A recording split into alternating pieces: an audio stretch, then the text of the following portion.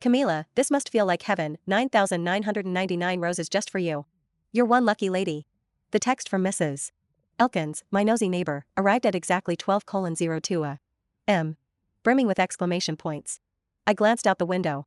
A truck was parked in front of my apartment, unloading massive bouquets of roses. The delivery man struggled under their weight, while Mrs. Elkins stood by, phone in hand, snapping photos like a giddy journalist. My heart fluttered. Had Kane planned this?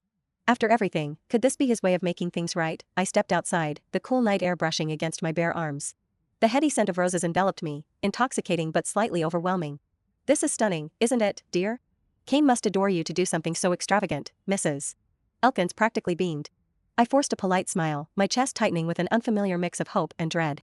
But the moment I caught sight of the card nestled among the petals, my breath hitched. To Veronica, my eternal muse. Forever yours, Kane. The words burned like acid. My fingers trembled as I clutched the card, disbelief giving way to a sinking realization. These weren't for me. They were for her. Veronica? Who's Veronica, Mrs. Elkins's question hung in the air, her curiosity sharper than a knife. I swallowed hard, plastering on a smile that felt like it might crack at any second. Just a mistake, I murmured, retreating before the tears could betray me. Back in my apartment, I dropped the card on the counter like it was poison. My phone buzzed, a notification flashing Kane's name. My hand hovered over the screen, indecision weighing heavy. 7 years. 7 years of standing by his side, sacrificing dreams, and enduring countless sleepless nights to build the life we'd envisioned. And for what?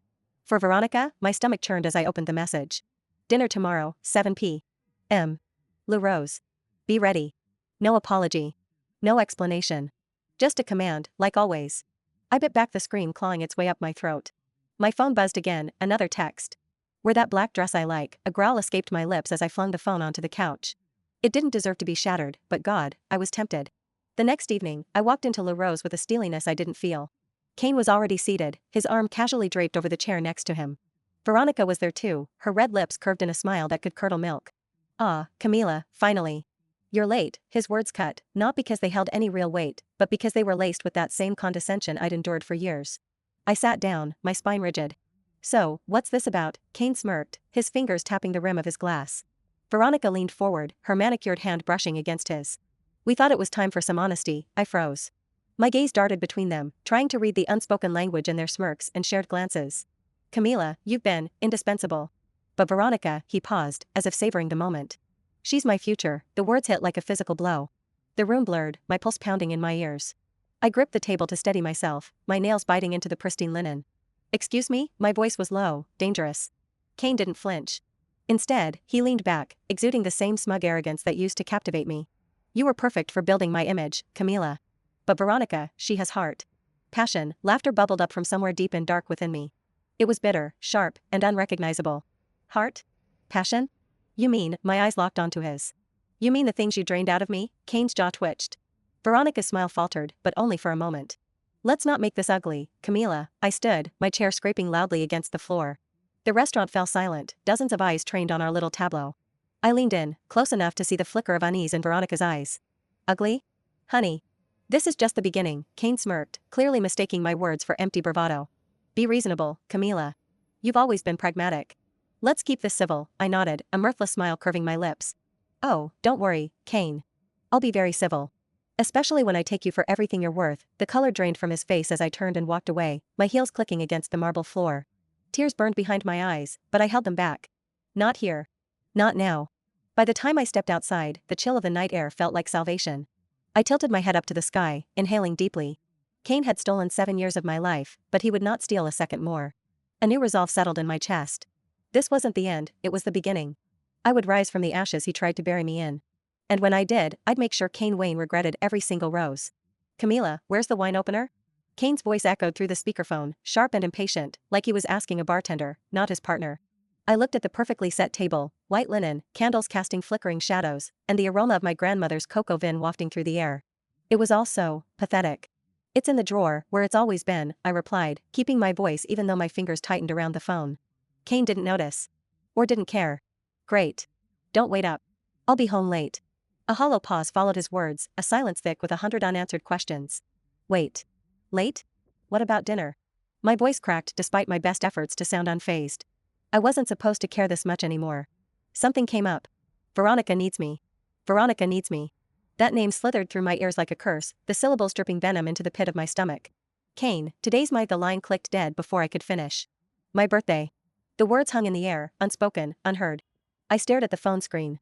His name still glowing as if mocking me. Happy birthday to me, I whispered to no one. 7 years. 7 birthdays. 7 variations of this exact moment. I was a broken record, stuck on repeat in a song no one wanted to hear. The memory hit me before I could stop it. Kane, 6 years ago, sitting on our lumpy couch in a crammed studio apartment, holding my hands with a kind of urgency I thought could move mountains. We'll build something incredible, Camila. But I need you to trust me. Quit your job. Let me focus on us. You won't regret it. I had believed him. God, I had believed him. I left my steady job, shelved my dreams, and poured every ounce of myself into helping Kane achieve his first big promotion? My extra hours freelancing funded the tailored suits he needed. His business trips? My spreadsheets helped him close deals. And then came Veronica. The assistant. The muse. The reason my world had started cracking like old plaster on a crumbling wall. I was still lost in that cruel timeline when my phone buzzed again, dragging me back to the present. You look lonely tonight, Camila. Attached was a photo, a candid shot of Kane and Veronica, laughing over glasses of champagne. Her fingers were looped around his tie, pulling him closer. My vision blurred. My stomach clenched so tightly I thought I'd be sick. Have a great evening. He's happier now. I didn't respond. I wouldn't give her the satisfaction. But the sound of glass shattering startled me before I realized it was my own hand sweeping the wine glasses off the table. You're overreacting, Camila. Kane's tone was bored, like we were discussing a minor inconvenience rather than the decimated remains of our relationship. He'd come home eventually, bearing his latest olive branch, a diamond ring, smaller than the last, but still glittering enough to scream compensation. You can't buy me off, Kane. It's not buying you off. It's fixing things. Fixing things. Like I was a vase he kept knocking over but never cared to display. Do you even love me anymore? The question fell from my lips before I could stop it, raw and jagged. Kane blinked, as if startled by the absurdity of the question. Camila, don't be dramatic. My laugh was brittle, breaking into pieces around us. Dramatic? You've built a life with her, Kane. You've built lies with me. He reached for me, but his touch felt alien now, more invasion than comfort. You're still my wife. That means something. No, Kane. It doesn't. The strength in my voice surprised me. Hours later, I sat on the couch, the new ring cold and heavy in my palm. Outside, the streetlights cast long, wavering shadows on the walls, ghostly witnesses to my quiet unraveling. Another buzz. Another message. Did Kane tell you about Paris? This time, I laughed. A wild, unhinged sound that scared even me. The ring flew from my hand, shattering against the window pane, leaving a crack spidering out like the fractures in my soul. I stood, the chill from the broken glass licking at my skin. This wasn't going to be my life anymore. You're right, Kane. My whisper carried through the empty room. It does mean something. It meant I had the power to end this. To finally walk away. The decision felt like air rushing into lungs that had been starving for it. This was the beginning of my end with Kane, and the start of something I could finally call mine.